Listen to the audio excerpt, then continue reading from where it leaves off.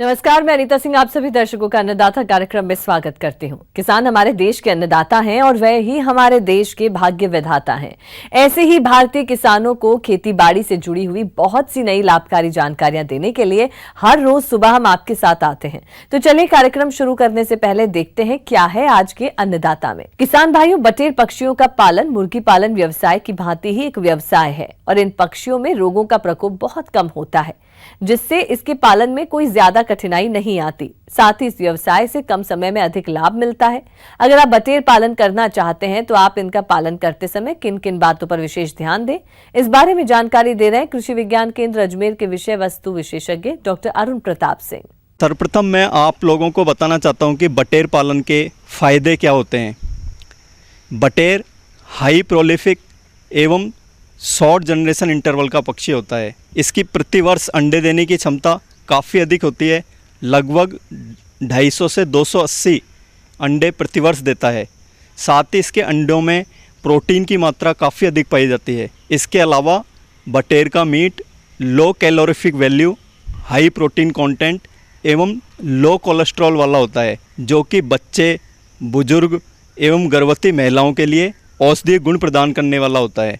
बटेर एक साहसिक पक्षी होता है जो एडवर्स क्लाइमेटिक कंडीशन में भी आसानी से पाला जा सकता है। चूँकि हमारा राजस्थान प्रदेश का वातावरण काफ़ी गर्म पाया जाता है, इसलिए यहाँ की हॉट क्लाइमेटिक कंडीशन में इसे आसानी से पाला जा सकता है। बैकयार्ड बटेर फार्मिंग मिनिमम इन्वेस्टमेंट में हम स्टार्ट कर सकते हैं।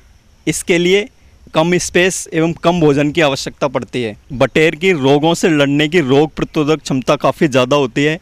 अतः किसान भाइयों, भूमिहीन श्रमिकों एवं कम भूमि वाले किसानों एवं पढ़े लिखे बेरोजगार नौजवानों के लिए बटेर पालन कम लागत में अधिक आमदनी का एक जरिया है।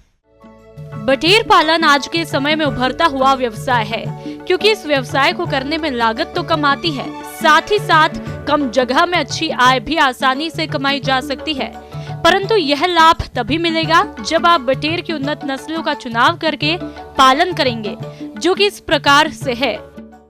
हमारे भारत देश में क्वेल, जिसे अपन देसी भाषा में बटेर भी बोलते हैं, इसकी दो प्रजातियां पाई जाती हैं। एक ब्लैक ब्रेस्टेड क्वेल जो जंगल में पाई जाती है, दूसरी भूरे रंग की ब्राउन कलर जापानीज क्वेल जिसका वैज्ञानिक नाम कॉटरनिक्स जापानी का होता है। अब हम क्वेल की ब्रीडिंग के बारे में आपको बताएं। इसकी आइडियल एज जो ब्रीडिंग की होती है वो 5 से 30 वीक की होती है और इसमें जो क्वेल या बटेर होती है, इसमें मेल फीमेल का रेशो 1:5 होता है। अंडे को जो इंक्यूबेशन हम करते हैं, इसमें इंक्यूबेट किया जाता है अंडे को हैचिंग के लिए।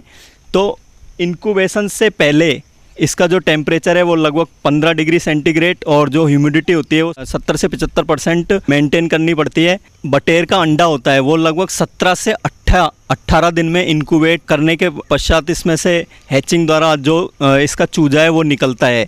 जब हम चूजा लेके आते हैं या फिर अपनी हैचरी में जो चूजा निकालते हैं, उसकी हमें जो चूजे की ब्रूडिंग करनी पड़ती है वो लगभग 3 वीक तक की एज तक हमें ब्रूडिंग करनी है इसकी। और सर्वप्रथम जो इसका जो रूम का टेम्परेचर है वो लगभग 37 डिग्री का पहले दिन पर मेंटेन करना है। फिर 4 से 5 दिन में 3 डिग्री सेंटीग्रेड तापमान घटाना होता है। अब ब्रूडिंग के लिए हम जो गैस ब्रूडर है या बैटरी ब्रूडर है या फिर सिंपल इलेक्ट्रिक बल्ब का यूज हम कर सकते हैं इसके टेम्परेचर को मेंटेन करने के लिए। किसान भाइयों, बटेर पालन में एक मुख्य पहलू है आवास प्रबंधन का। तो बटेरों को रहने के लिए आवास किस दिशा में और कितना बड़ा बनवाए, जिससे उनके पालन में किसी तरह की परेशानी ना हो और अन्य जानवरों से सुरक्षा हो सके, वो इस प्रकार है।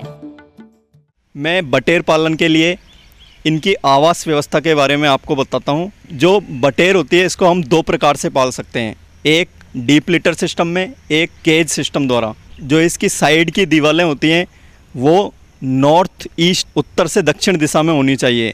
जो हमारे आवास है उसमें सूर्य की किरणें सीधी ना पड़ें। बटेर का जो घर होता है वो वेल वेंटिलेटेड होना चाहिए। जो हमारा डीप लिटर सिस्टम होता है इसमें 70 पक्षियों पर लगभग 1 मीटर स्क्वायर की जगह घेरी जाती है, जबकि जो हमारा केज सिस्टम होता है इसमें 80 पक्षियों पर 1 मीटर स्क्वायर की जगह लगती है।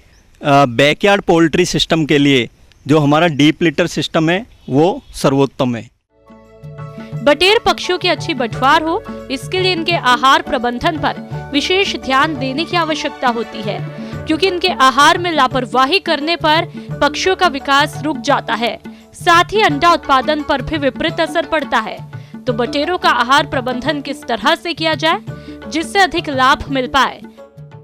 बटेर पालन में लगभग 70 से 80% जो हमारा खर्चा होता है वो इसकी जो फीडिंग कॉस्ट है उसमें होता है। बैकयार्ड बटेर पालन में हम सबसे अधिक महत्वपूर्ण जो बात होती है उसमें ये होता है कि हम जो एग्री बाई प्रोडक्ट्स होते हैं, घर एवं होटल का बचा हुआ झूठन जो होता है, गली सड़ी सब्जी एवं फल, उसका हम यूज इसमें इनको खिलाने के लिए कर सकते हैं। इस तरह हम अपनी जो फीड कॉस्ट होती है उसको लगभग 40 से 50% तक घटाकर जो हमारा शुद्ध मुनाफा है उसमें बढ़ोतरी कर सकते हैं। अब इसे हम प्रतिदिन का कितना दाना हमें देना है, लगभग फर्स्ट वीक की जो इसकी आयु होगी इसमें लगभग 5 ग्राम हमें दाना एक पक्षी पर देना है। सेकंड वीक में लगभग 10 ग्राम दाना, मतलब 5 ग्राम दाना बढ़ा देना है।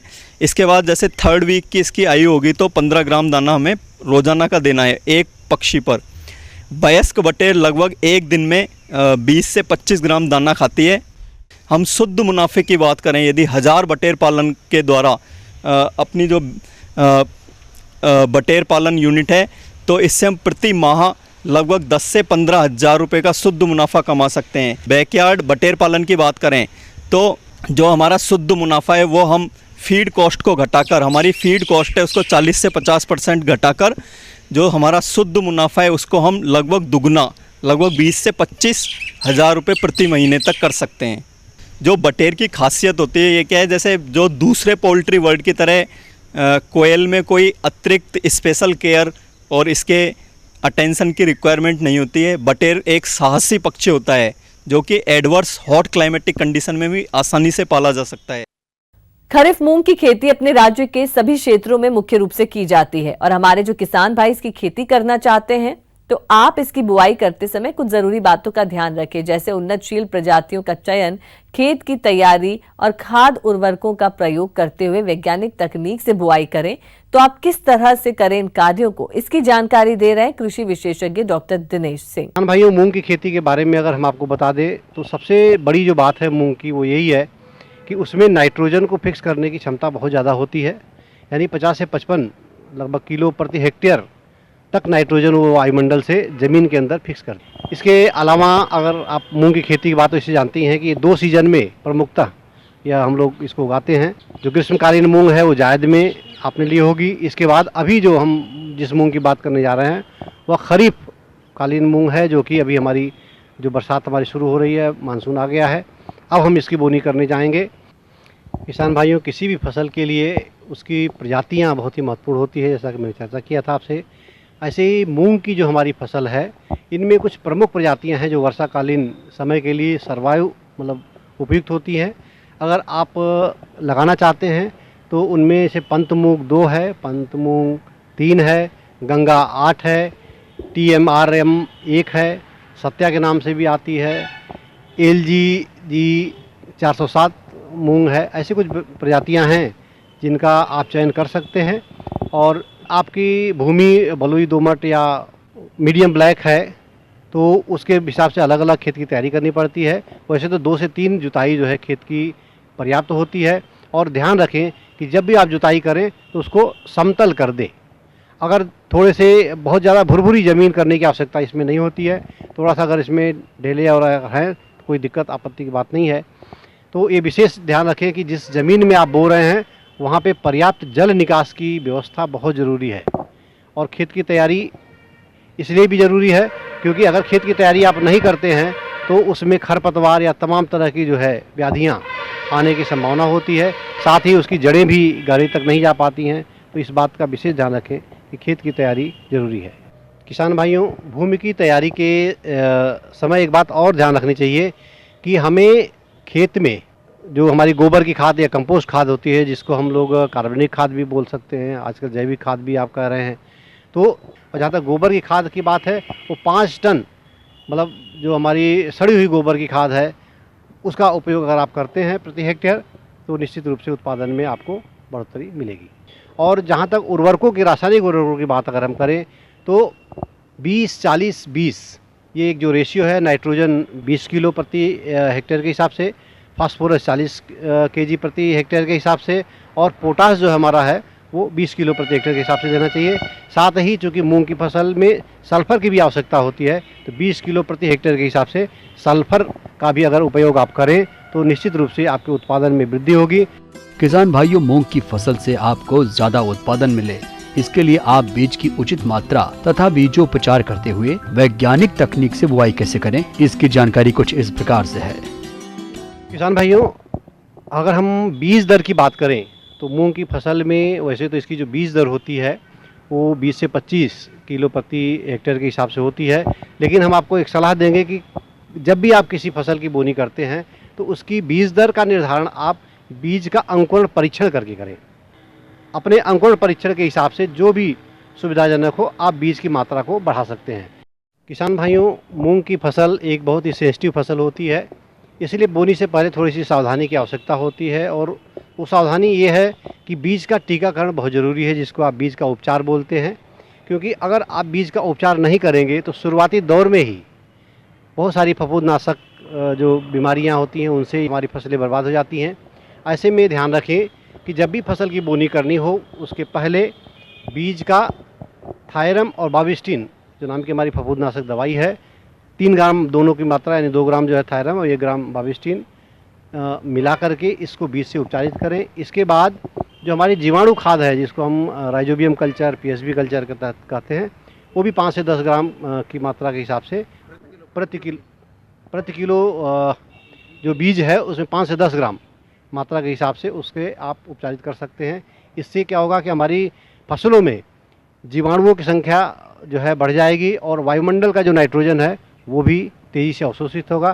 साथ ही जो फफूंदजनित बीमारियां हैं, जैसे कि हमारे अंकुरण के समय ही हमारी फसलों को नुकसान हो जाता है, वो उससे बचत होगी और कम से कम 10 से 15 दिन तक आपका फसल जो है अच्छी तरह से सर्वाइव कर पाएगा और उत्पादन में भी, इसमें जो फसल का उत्पादन है वो भी वृद्धि होगी। किसान भाइयों, मूंग की फसल को बोते समय एक बात का विशेष ध्यान रखें कि इसको किस विधि से आप बोएं।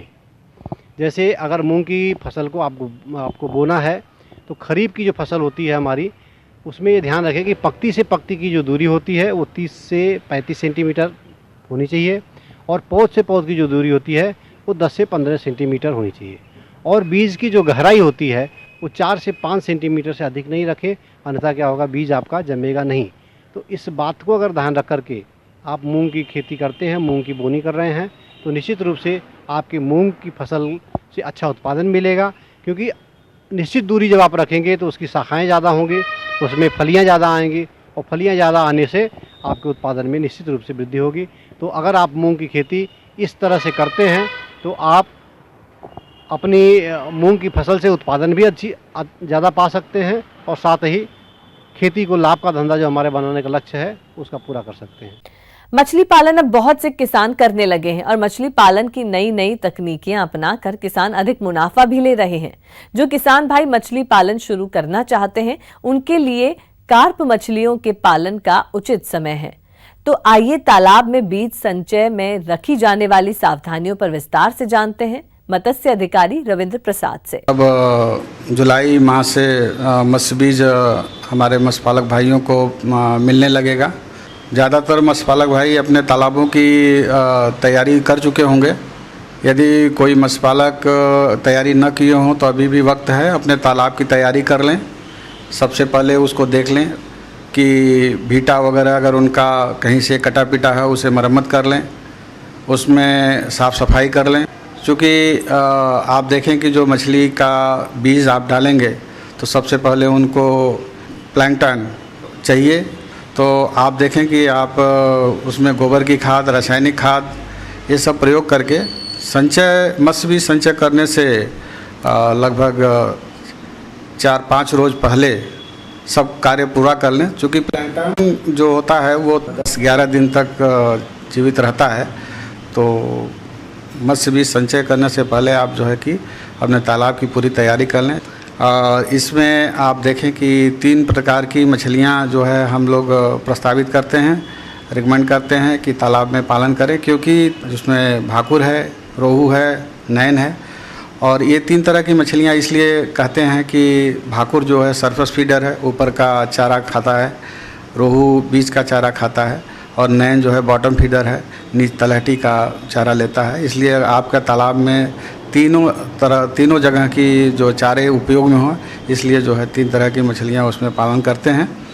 हमारे जो किसान भाई 6 तरह की मछलियों का पालन करना चाहते हैं तो वो तालाब की ऊपरी सतह में कतला, सिल्वर कॉर्प और मध्य सतह में रोहू, ग्रास कॉर्प और निचली सतह पर नैन, कॉमन कॉर्प का पालन करें। इसमें 30% कतला, 10% सिल्वर कॉर्प, 15% रोहू, 15% ग्रास कॉर्प, 15% नैन और 15% कॉमन कॉर्प का पालन मछली तालाब में करना चाहिए। इस तरह से मछली पालन करने से किसानों को अच्छा लाभ प्राप्त होता है। जहाँ तक बात आपने कही है कि प्रति हेक्टेयर, तो अगर अंगुल का फिंगरलिंग साइज़ का 70 से 80 mm का मत्स्य बीज आप तालाब में संचय करते हैं तो 10,000 पर हेक्टेयर इसका मानक है। बीज जहाँ तक हो बड़े साइज़ का ही मत्स्य बीज डालें। मत्स्य बीज संचय करते समय थोड़ा सावधानी रखना चाहिए, जैसे कि मत्स्य पालक भाई जानते हैं कि पॉलीथीन के पैकेट में ऑक्सीजन पैक्ड जो है मत्स्य बीज आता है, तो सबसे पहले मत्स्य बीज ले आएँ और उनको जो है पैकेट सहित डाल दें, क्योंकि जो टेम्परेचर है तालाब का, पानी का और बाहर का सब कुछ मेंटेन हो जाए। फिर धीरे धीरे खोल करके उसमें मछली डालें, बच्चा डालें, ताकि जो है मोर्टेलिटी ज़्यादा न हो सके। जहाँ तक उनको मछलियों को जो तालाब में होता है वो प्लैंकटन होते हैं, प्लैंकटन जो दिखाई नहीं पड़ते हैं, मछलियाँ उसको खाती हैं। लेकिन चूँकि आप बाहर से भी आप मत्स्य बीज उसमें संचय करते हैं तो उनको पूरक आहार के रूप में जो ट्रेडिशनल है, जिसमें लोग चावल का कना, सरसों की खली, मूंगफली की खली, ये सब मिक्स करके बराबर मात्रा में मछलियों को खिलाते हैं। और मछलियों के वज़न का 1.5 से 2% जो है कि एक अनुमानित उसमें पूरक आहार 2 टाइम दे सकते हैं या सुबह के वक्त आप दें। जहाँ तक मछलियों को चारा खिलाने के बाद चावल का कना, सरसों की खली अगर बराबर मात्रा में आप मिला लिए कि वज़न का 2%, 3% के आसपास जो है पर डे आप खिलाएं। एक जगह बैठ जाएं और एक ही जगह पे आप जो है कि उनको चारे के रूप में छिड़काव करके एक कोने दे सकते हैं, या आप जो है कि उन्हें छोटी सी जो आती हैं प्लास्टिक की बोरी टाइप की, उसमें छोटे छोटे छेद कर लें और 2 जगह बांस जो है किनारे पर बांध कर उसमें रस्सी बांध करके झोला लटका दें और उसमें चारा भर के और मछलियों को आप जो है कि उसमें पानी में उसको चारा डुबा दें और वो लगभग देखें कि 2-3 दिन बाद देखें जब वो खाली हो जाए, चूँकि उसमें आप छेद करेंगे, जब भी मछलियाँ आएंगी उसको हिट करेंगी तो वो चारा धीरे धीरे गिरेगा और चारा ज़्यादा से ज़्यादा उपयोग में आता है, ज़्यादा वेस्टेज नहीं जाता है। तो इस तरह से आप मछलियों को खिलाएं। और अगर आप जो है कि बना बनाया चारा ख़रीदना चाहते हैं तो मार्केट में मैस्ड फीड पूरक आहार जो है कि उपलब्ध है, उसको आप खरीद के खिला सकते हैं।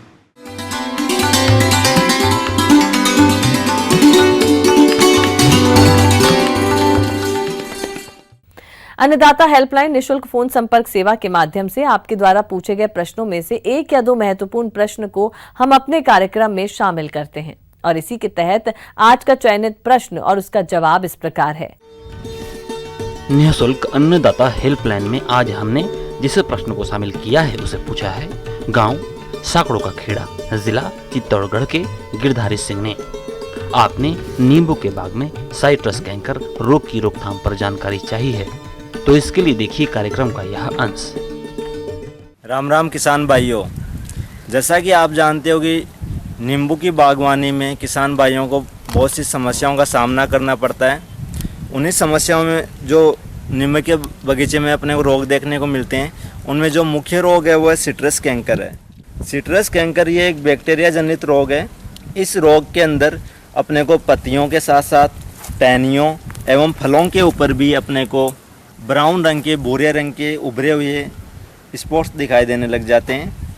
ये जो बैक्टीरियल कैंकर है, इसका जो नुकसान जो पहुंचाया जा रहा है, इसके द्वारा जो अपने जो मार्केट क्वालिटी होती है फ्रूट्स की, इसके जो फ्रूट बने हैं तो इसकी जो क्वालिटी है वो बिल्कुल रिड्यूस हो जाती है, जिसके कारण अपने को उचित दाम नहीं मिल पाते हैं। अपन जब भी इसको मंडियों में बेचते हैं तो कस्टमर इसको खरीदते नहीं है कैंकर के कारण। तो किसान भाई इसकी रोकथाम करने के लिए अपने को एंटीबायोटिक जैसे कि स्ट्रेप्टोसाइक्लिन 6 ग्राम 50 लीटर पानी के साथ अपन स्प्रे कर सकते हैं।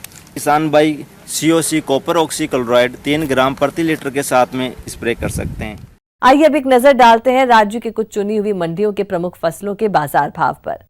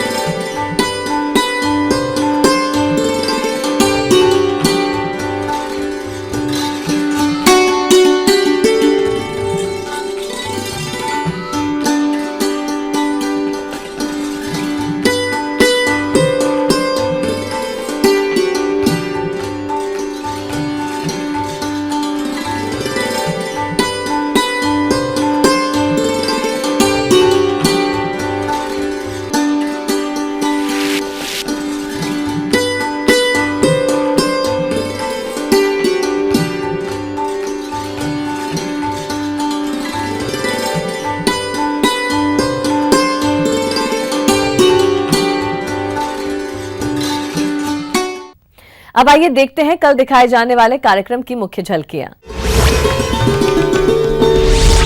गाय भैंसों से अधिक दुग्ध उत्पादन लेने हेतु करें बरसात के मौसम में उचित देखभाल। समेकित कृषि अपनाएं, कम एरिया से अधिक मुनाफा कमाएं।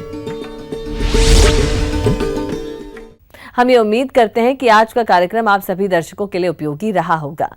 किसान भाइयों, अन्नदाता आपकी सेवा के लिए संकल्परत है। कृषि संबंधित समस्या एवं सुझावों के लिए आप हमें इस पते पर संपर्क कर सकते हैं। प्रोड्यूसर अन्नदाता, News 18 Rajasthan, Ramoji film city, Hyderabad 501512। साथ ही आप हमें ईमेल भी कर सकते हैं।